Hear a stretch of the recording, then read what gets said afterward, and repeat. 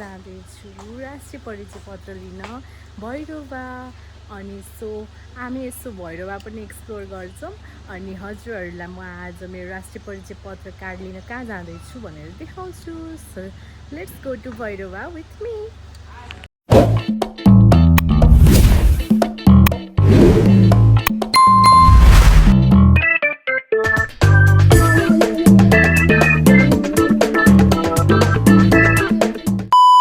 हामी चाहिँ यहाँबाट निस्किसकेको छौँ।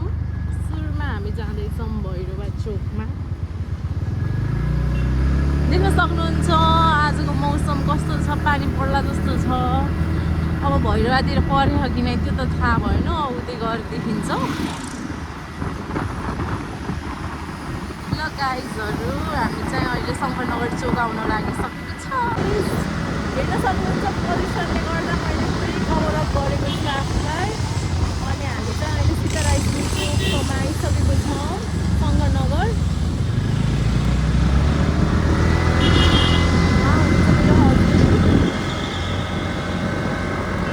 गाइजहरू, हामी अब मणिग्राम चोक आउन लागिसकेको छौँ।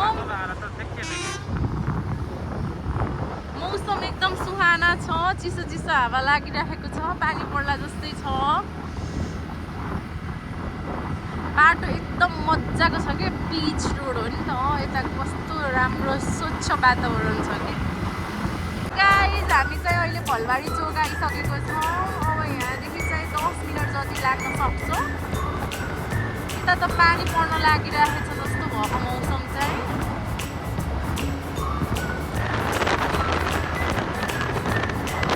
सो गाइज, हामी चाहिँ अब भैरवा आउन लागिसकेको छौँ। यहाँ एकदम चेकिङ भइरहेको छ, स्ट्रिक्ट रुल्स लगाएको छ अहिले नयाँ सरकारले। हामी भैरवा चोक आइसकेको छौँ। यो हाम्रो प्यारो भैरवा। आज अलि गर्मी छैन, ठिक्क टाइममा आएको छु म। यसलाई भन्छन् बुद्ध चोक। यहाँबाट अलिक जान सकिन्छ यो गेटबाट।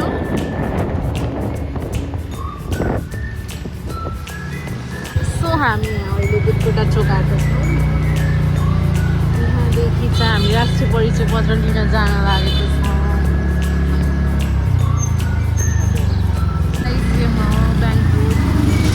पवन मिष्टान भण्डार, मिठो स्विट्स खाउने दोकान।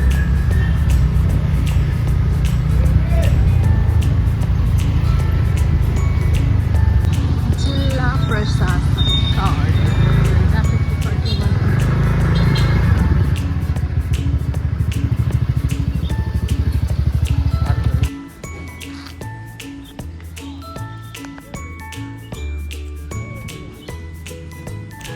ल गाइज, हामी चाहिँ अहिले जिल्ला प्रशासन कार्यालय आइसकेको छौँ। अनि मेरो यहाँ राष्ट्रिय परिचय कार्ड लिनको लागि म लाइनमा रोकिराखेको छु। सो अहिले चाहिँ मैले आफ्नो राष्ट्रिय परिचय कार्ड पाइसकेको छु। अब यहाँदेखि हामी चाहिँ यहाँको पेडा कति मिठो हुन्छ गाइजहरू। मेरो बुढाले किनिदिनुहुन्न अरे, मोटी हुन्छौ भनेर। हो भैरवाको ब्याङ्क रोड। हजुर गाइजहरू, हामी सुनौली पनि जाने कुरा गरेको छौँ। अब हामी सुनौली पनि जान्छौँ।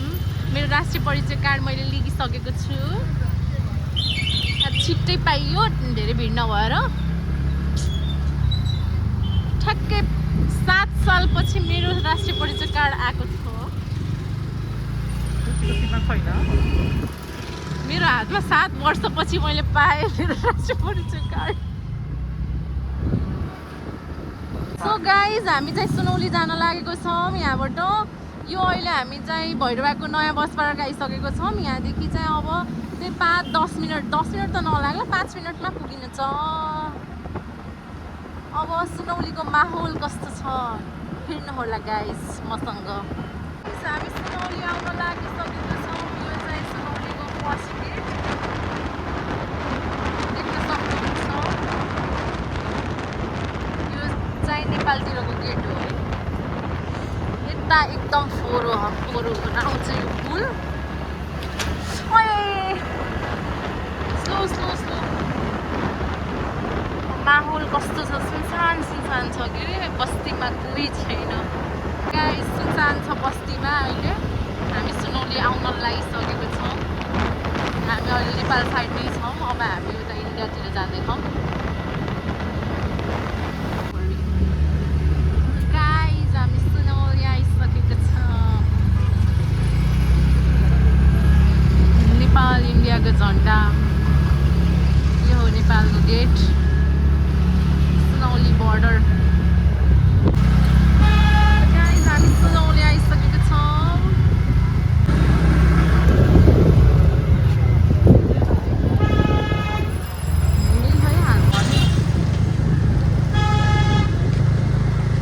सो मलाई एउटा चाहिँ चप्पल चाहिएको छ त्यही भएर म यहाँ चप्पलको दोकानमा आएको छु अब मेरो साइजको लागि मैले वेट गर्दैछु मान्छे लिन गएको थियो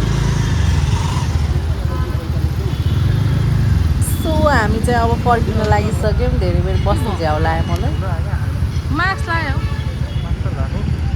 सो गाइस हामीलाई चेक गरेन चप्पल चाहिँ मैले खुट्टामा लगाएर हिँडिसकेको छु चप्पल इज इन माई लेग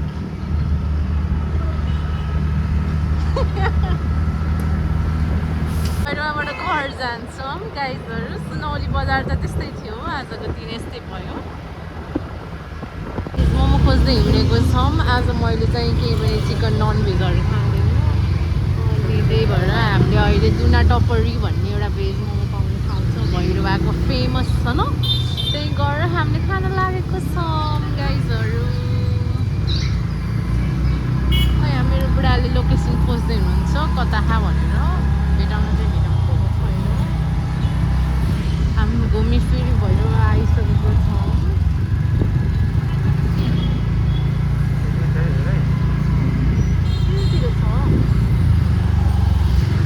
मैले भुलेँ कि पहिला आएको थिएँ म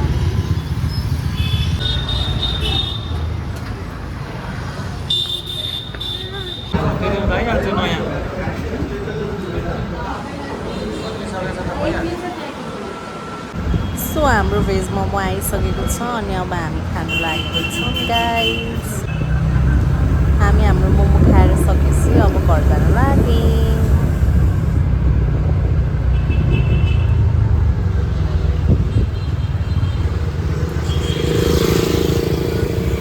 गाइस घर आउँदा रात परिसकेको थियो त्यही पनि हामी साँझ नानीलाई यस्तो घुमाउने भनेर बाहिर लिएर आएको थियौँ यता चोकतिर बाटोको चोक गैगुडी चोक हो यो यहाँ वाटर फाउन्टेन छ अनि त्यही हेर्दै मेरो छोरी खुसी भइरहेको थिइन् अहिले हामी यहाँ इभिनिङ वाक गर्न निस्केको छौँ